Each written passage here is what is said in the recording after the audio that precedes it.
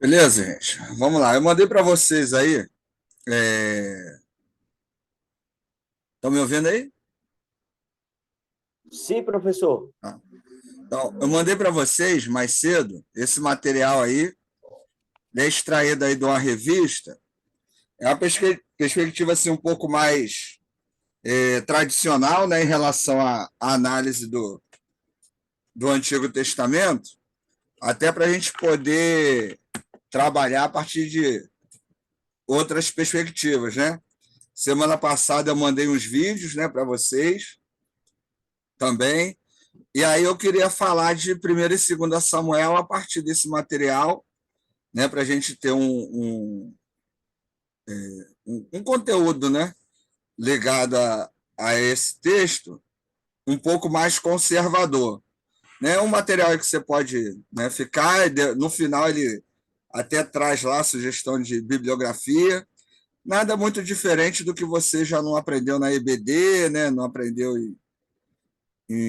né, que é de conhecimento comum aí.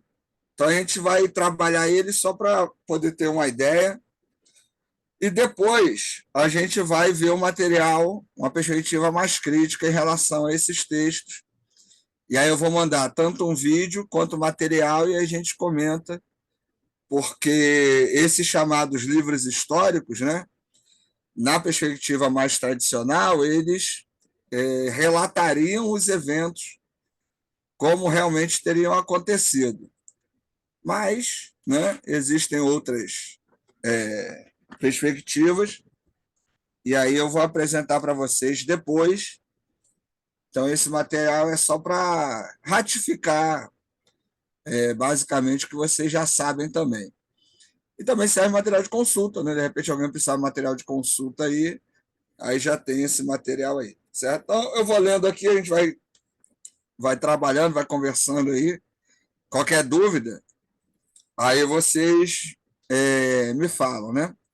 No nosso último encontro, eu falei sobre a diferença entre o regime tribal e o monárquico, né?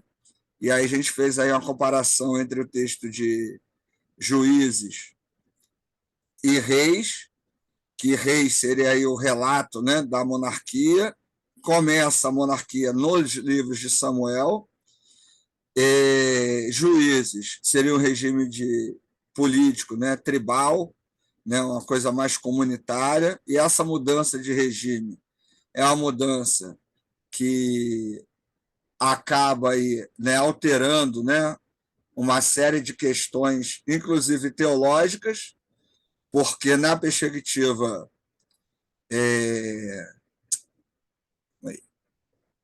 na perspectiva dos judeus, política e religião se misturam, né? Era tudo a mesma coisa. No Antigo Testamento, a política e a religião elas são uma coisa só. Então, o governo, eles chamam isso de governo teocêntrico, né? Governo de Deus. Sabe que não tem governo de Deus, porque Deus não governa aqui nessa realidade dessa maneira, né? Mas entendia-se que o rei era o representante de Deus. Até hoje as monarquias entendem isso, né?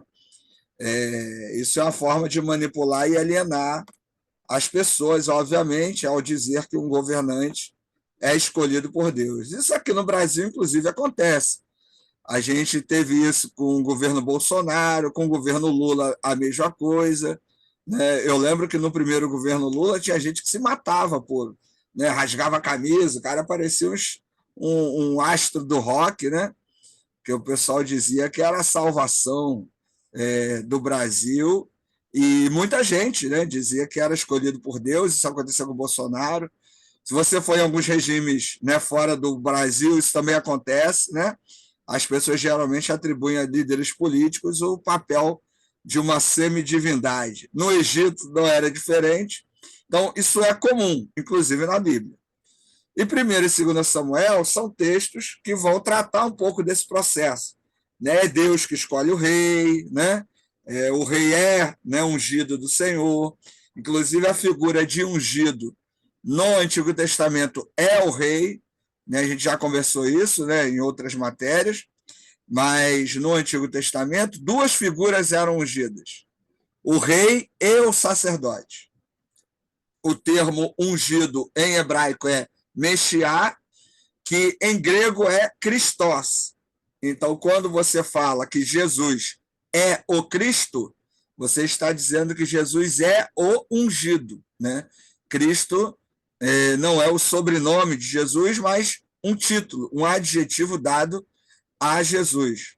E aí ele teria a função de rei e sacerdote, aquele que intercede e aquele que governa. No Antigo Testamento, essas duas figuras, elas eram ungidas com óleo, representando a presença de Deus, não o Espírito Santo, porque não tem Espírito Santo no Antigo Testamento, e aí eles estavam habilitados a governar. Você, para quem vai à coroação, né, do rei da Inglaterra, vai ver lá, né, o cardeal, sei lá o nome lá de Buckingham, lá, né, é o pessoal que é anglicano, né? Tem lá o sumo sacerdote anglicano lá, que eu esqueci a denominação do cara, que é ele que coroa o rei, né? Então, essa perspectiva continua até hoje dentro das monarquias. O sacerdote, né, delega ao indivíduo a capacidade quase que divina de governar. E o livro de Samuel vai tratar de alguns pontos disso. Em relação à autoria, a gente realmente não sabe quem escreveu. Há aqueles que alegam que foi Samuel, mas há alguns problemas e dificuldades em relação a isso. As datas também que foi composto esse livro também é difícil. O livro, inicialmente, era um livro só, assim como o livro de Reis. Depois ele foi dividido, né? A gente vai lendo isso aqui. Então, são alguns detalhes aí que a gente vai vendo e vamos tentando dialogar, né? Entender um pouco mais aí de algumas posições. Outro detalhe, né? Também para deixar bem claro, que em nenhum lugar da Bíblia pastor é ungido. Pastor não é rei, pastor não é sacerdote, pastor não governa ninguém.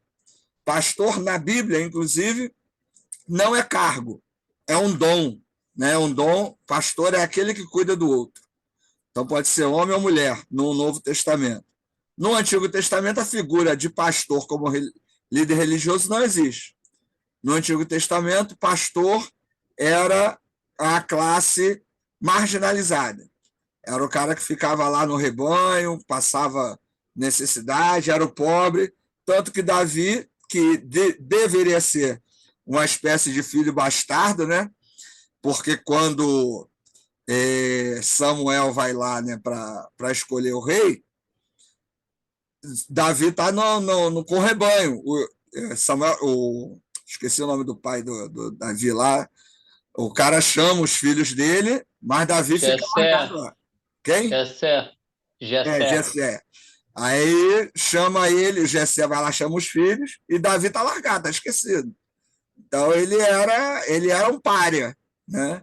Porque pastor era uma classe menosprezada no Antigo Testamento. Hoje que pastor é autoridade, né? Mas isso é um equívoco, né? Lamentavelmente. Bem, esses detalhes aí a gente vai comentando depois. Bem, vamos lá. Nos manuscritos hebraicos mais antigos, 1º e 2 Samuel eram considerados um só livro, né, sendo divididos apenas pelos tradutores da versão grega, Septuaginta, e mantida pelas versões anteriores. Lembrando que a Septuaginta, gente, é o texto do Antigo Testamento em grego, tá certo? Isso foi feito porque os judeus já estavam sob domínio do Império Romano, a língua grega estava tendo proeminência dentro da cultura judaica também, então fez-se uma tradução do Antigo Testamento para o grego. Então, a Septuaginta é o texto do Antigo Testamento em grego. Inclusive, muitos autores do Novo Testamento comentam e dizem que as citações feitas no Novo Testamento do Antigo são extraídas da Septuaginta e não do texto massorético, né, do texto hebraico direto, porque a Septuaginta era o texto que os apóstolos, os escritores, apóstolos não, desculpa, que os escritores do Novo Testamento tinham mais acesso, mais facilidade do que o texto maçorético que estava caindo em desuso, né? É uma das teorias aí. Antes de conhecer mais detalhes deste livro, ou deste volume, precisamos conhecer melhor quem foi Samuel. Nascido sob a promessa de sua mãe em dedicá-lo ao serviço ao Senhor, num período em que o relacionamento de Israel como nação não condizia com a vontade de Deus. Samuel foi um homem que viabilizou a transição do período de juízes, de organização tribal, para a monarquia em Israel, iniciada com Saul, né? Saul aí foi o primeiro rei, né, de Israel. Uma característica relevante da vida de Samuel foi o exercício de 3 destacadas funções entre o povo de Israel, exercendo ele: o sacerdócio, o ofício de profeta do Senhor, além de juiz entre as tribos. Sacerdote, só para a gente deixar isso bem claro, sacerdote era aquele que intercedia. Nessa época você não tinha o templo, então a maioria dos homens, né, era o sacerdote da família. Naquela época era assim, né? Os homens eram os sacerdotes da família. Hoje isso não existe mais, gente. Por que hoje o homem não é mais o sacerdote da família? Porque Jesus Cristo, ao morrer na cruz, nos tornou sacerdotes uns dos outros. Então, toda oração agora ela é feita em nome de Jesus, que é o sumo sacerdote. Tem muito curso de família aí, né, que o cara fala que o homem é o sacerdote da casa. Isso não é bíblico. Isso não é do Novo Testamento. Isso não é cristão. Isso é um conceito judeu, né? E até caiu em desuso porque tem muita família que a mulher trabalha e o homem não trabalha. E aí eu de vez em quando ouço, mesmo que o homem não trabalhe, é ele que manda no dinheiro da casa. Aí tem muito homem aí que está sozinho, morando separado da família por causa disso, né? Porque não sabe ler, né, o texto bíblico de maneira adequada, fica seguindo essas besteiras por aí. Então, o sacerdote era a figura que intercedia pelo povo. No Antigo Testamento, a figura que permaneceu, né, até o templo ser destruído. O profeta era aquele que falava em nome de Deus. A profecia ela é muito marcante no período da monarquia. Por quê? Porque os reis viviam fazendo besteira. O rei era um homem como outro qualquer, pecador, ambicioso, cheio de erro. Então, o profeta era aquela pessoa que Deus usava para dar um puxãozinho de orelha do rei. Com a monarquia vai surgir a figura do profeta do palácio e os profetas independentes. Os profetas do palácio, como já falamos, eram aqueles que filtravam o que falar para o rei. Deus mandava falar uma coisa e eles iam lá, filtravam para falar só aquilo que agradava. E os profetas independentes estavam nem aí, falavam o que Deus mandava, independente das consequências. Agora, a figura do profeta ela é anterior à monarquia. No caso aí, Samuel era um deles. Qual era o mote, né? Qual era a base? Qual era o ponto fundamental do discurso profético? Toda aula de Antigo Testamento sempre faço questão de falar sobre isso. Em Antigo Testamento 3, nós vamos estudar o movimento profético. Mais especificamente, para deixar isso bem claro, mas quando se fala de profeta no Antigo Testamento, nós falamos de alguém que apela à justiça social, denuncia o erro e o pecado e proclama os desígnios de Deus. Contudo, o termo profeta, assim como hoje também era na época, confunde-se com mago, mágico, adivinhador, né? Muita gente ainda hoje acha que o dom de profecia é falar do futuro das pessoas. E não é. A profecia no Antigo Testamento ela tem esse tripé que a gente falou aí. Apelo à justiça social, denúncia do erro e proclamação do desígnio de Deus. Isso se liga ao dom de profecia no Novo Testamento? Sim. Então, quem tem o dom de profecia no Novo Testamento, no caso, a nossa realidade, é alguém que apela à justiça social, que denuncia o erro e que proclama os desígnios de Deus. Esse é o profeta. Ah, Ricardo, mas na minha igreja tem a irmãzinha de coque que fala da vida de todo mundo. Fala do futuro, eu mesmo, Deus já me revelou o futuro, isso é um fenômeno religioso, mas não é um dom. Não cabe a mim dizer se isso é verdade ou não, isso é uma experiência religiosa, mas não é um dom. Revelar o futuro não é dom, isso é um fenômeno religioso, que é outra coisa diferente da profecia, tanto do Antigo como do dom de profecia no Novo Testamento, certo? E no caso, né, de Samuel, ele é sacerdote, profeta e juiz, né, aí que a gente já viu que eram aquelas pessoas que julgavam, né?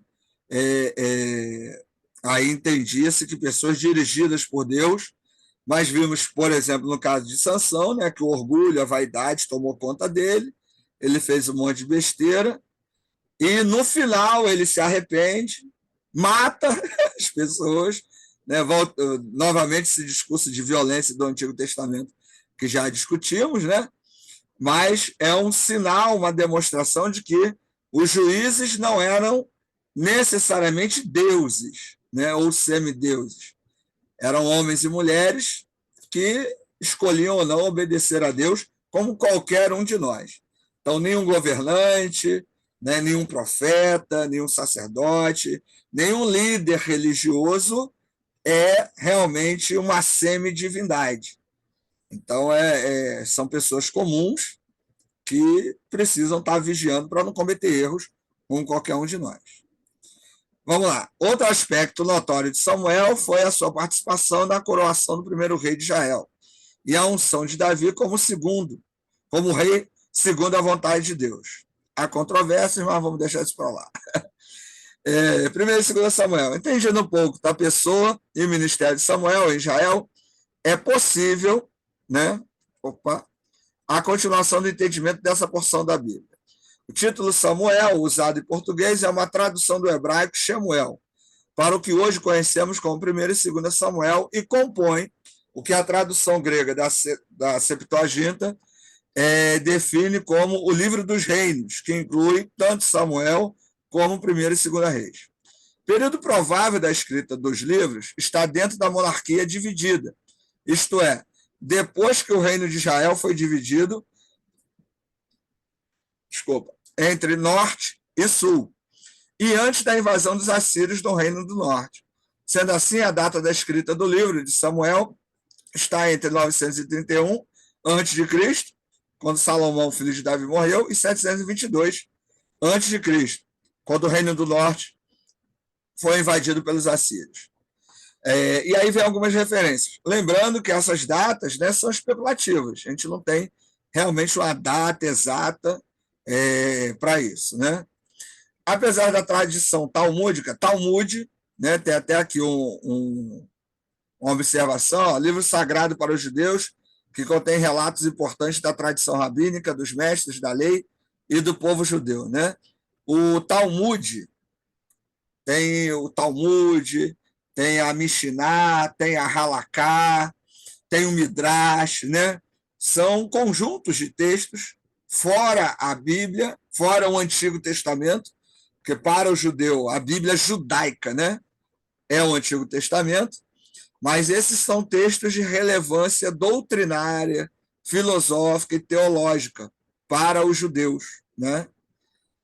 A Cabala, gente, às vezes tem gente que pergunta da Cabala. A Cabala é um texto místico que utiliza o Antigo Testamento, mas não faz parte da tradição judaica. Existem, né, judeus que são ligados a seitas que usam a Cabala, mas a Cabala não faz parte desse conjunto, né? Talmud, Mishnah, Halaká, Haggadah, Midrash, né? É um outro texto. Mas, à medida do possível, a gente vai lendo, vai estudando um pouco sobre esses textos, né? Em outras aulas eu vou apresentar um pouco mais desses textos para vocês, tá? Então, apesar da tradição talmúdica, assim como os juízes, atribuir a autoria de 1 e 2 Samuel ao próprio Samuel, ou a Samuel, Natã e Gade, com base em 1 Crônicas 29 e 29. Há algumas evidências que tal tradição esteja equivocada, pois Samuel morreu no meio da obra, e Natã e Gade foram profetas contemporâneos a Davi, o que também dificulta a confirmação da autoria, já que o autor tinha conhecimento da divisão dos reinos. Portanto, o autor do livro de Samuel é desconhecido, não podendo ser nitidamente caracterizado nas escrituras. A gente sabe, né, que é importante ter uma ideia de quem escreveu o texto, porque isso nos ajuda a entender um pouco do contexto, mas nesse caso realmente é difícil. Os livros do Antigo Testamento é complicado a gente ter exatidão sobre a autoria, até por causa da antiguidade, né, e do processo que eles foram escritos.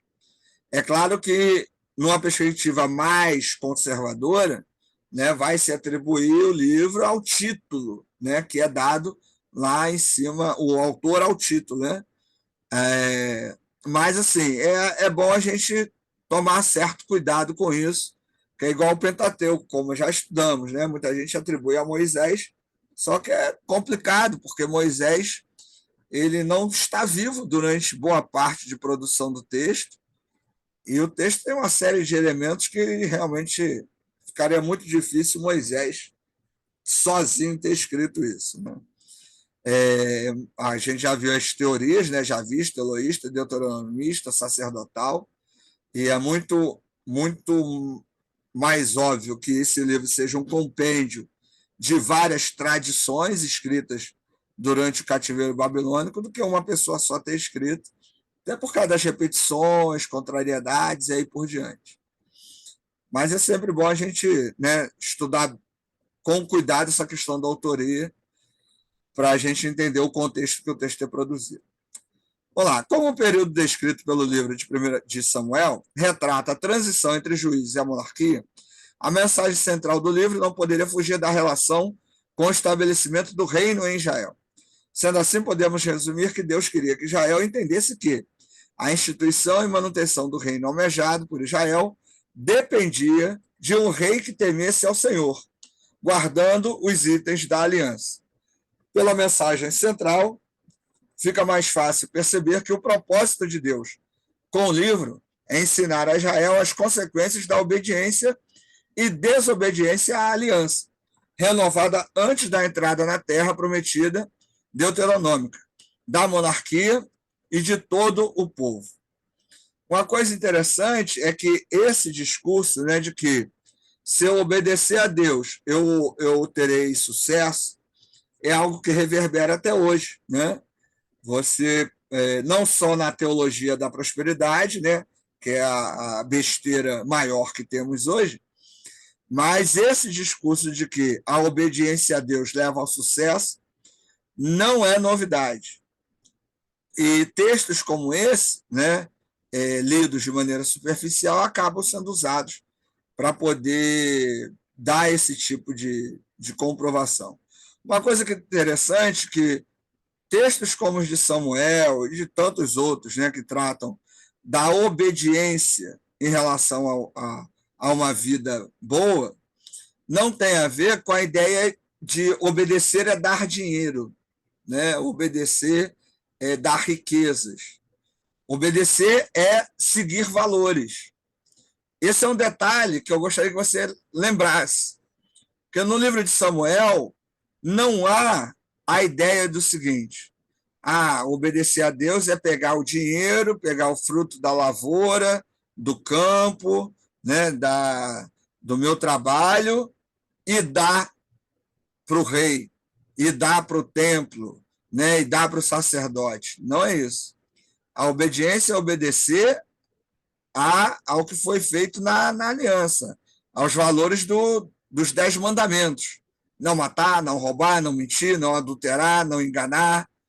Então, isso é a ideia da obediência. Né? E hoje muita gente liga a ideia da obediência a coisas que estão fora desse código da aliança. Né? Então, no Antigo Testamento, sempre que se fala sobre obediência, tem a ver com obedecer ao código da aliança. E qual é o código da aliança? Os 10 mandamentos.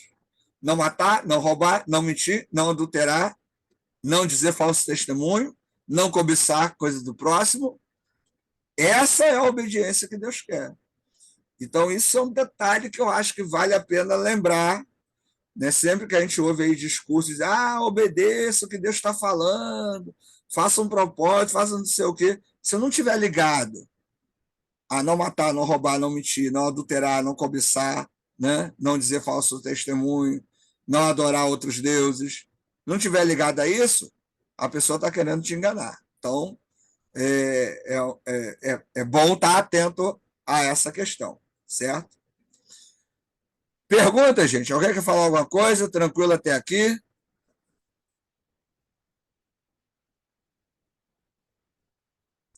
Tem cala consciente? Prossigamos. Os principais personagens do livro são Ana, Eli e seus filhos, Rofini e Finéias, Samuel, Saul, né? Jonatas, Davi, Golias, Batseba e Urias, Natã, profeta, Absalão e Salomão. Cada história dessa vai ter o seu objetivo, né? Cada história dessa vai ter o seu contexto, cada história dessa vai ter o seu paralelo fora da Bíblia também, que é um negócio interessante. Mas hoje aqui a ideia é apresentar um panorama mais conservador, né? Mais tradicional, então não vamos ver isso em outro momento. Mas essas histórias, elas por si só já trazem, né, cada uma o seu objetivo, né, as suas lições, e aí vale a pena estudá-las de maneira separada, né, de maneira específica também, né? Vamos lá.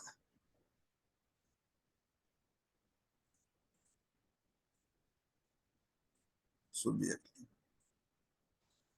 Dentre os muitos relatos desse período de transição, alguns pontos de destaque merecem a nossa atenção. A começar pelo contraste marcante entre obediência e desobediência, né? Samuel e os filhos de Eli, Davi e Saul, Samuel e Saul, Davi e seus filhos, e o resultado de tais atitudes. Outro aspecto interessante refere-se aos erros de Saul, que deve nos alertar a saber: impaciência, impetuosidade, desobediência. O relacionamento de Davi com Deus, onde podemos ver um homem com um coração imperfeito, mas desejoso pela restauração de um relacionamento com Deus. E a aliança que Deus faz com ele também merece a nossa atenção. Você percebe que, assim, é uma apresentação, né, bem comum, né? A maioria das pessoas, quando vai ler a história desses personagens, vai fazer esse olhar bem devocional aí, né? Além disso, vemos a manifestação da graça de Deus sobre Davi em meio à justiça do Senhor ao punir os seus pecados. Prova dessa graça foi o nascimento de Salomão. Nesse sentido, outro destaque é que, mesmo Davi sendo homem segundo o coração de Deus, o próprio Deus não o poupou de experimentar as consequências de seus pecados, com a morte de filhos, a crise da estrutura familiar, crise em seu governo, entre outros. E aí, como é uma lição, né, vai trazer algumas ideias aí, né? Aprendizados práticos. A começar por Ana, vemos na mãe de Samuel a representação, o que chamamos de remanescente fiel entre a corrupção. A disposição de Ana em confiar e buscar a provisão de Deus mostra, em meio a uma sociedade corrompida pelo pecado, sempre preserva um grupo de fiéis que verdadeiramente o amam. Podemos fazer parte desse grupo ou nos acomodarmos à multidão de corrompidos. Com o nascimento de Samuel, vemos que Deus é o autor da vida e tem o controle sobre todos os nascimentos. Isso deve nos levar ao reconhecimento da soberania de Deus e à gratidão do Senhor. O crescimento de Samuel nos mostra que a educação nos caminhos do Senhor é algo muito valioso para o homem. Por meio desta educação, Deus molda o nosso coração e nos conduz para a sua vontade. Por meio de Saul e de certa forma também da vida de Davi, vemos que o poder tem a capacidade de revelar o nosso coração arrogante, que não quer depender de Deus. Devemos sempre pedir a Deus para nos fazer humildes, independente das posições que ocupamos nessa vida. Os erros de Davi revelam a sua condição de pecador e mostram-nos que o que nos leva a agradecer a Deus não é uma vida perfeita, impossível para qualquer ser humano, mas um coração sincero e que deseja sempre fazer a vontade de Deus. Jonatas renunciou ao status reservado a ele como herdeiro do trono por reconhecer os propósitos de Deus. Será que abrimos mãos dos direitos por aceitar a vontade de Deus, né? E aí outros detalhes lá em cima que aí o autor vai tentando trazer uma perspectiva devocional, né, em relação a esses personagens.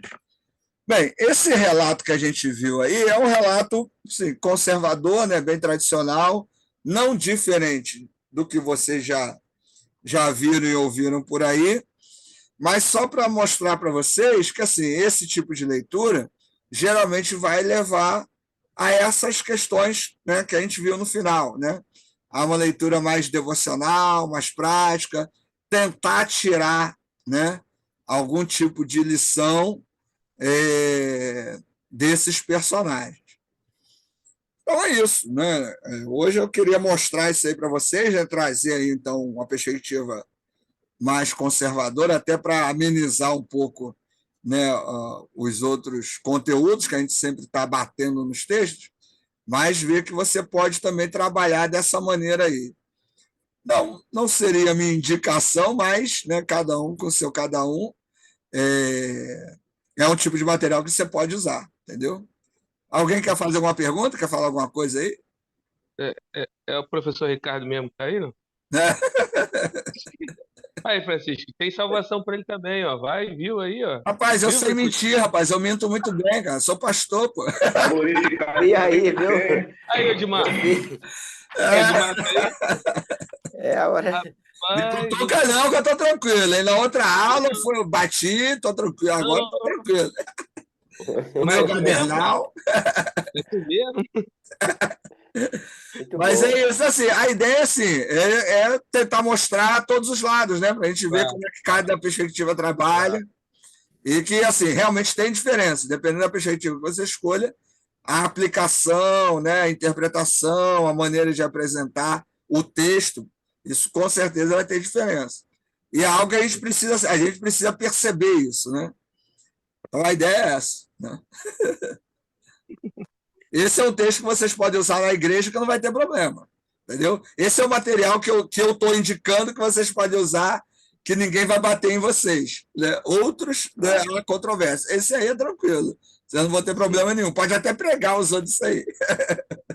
Tá certo. Certo, gente? Então é isso. Valeu. Por hoje a gente fica com isso e aí a gente continua aí. Semana que vem eu vou bater. Aí a gente vem com outro material.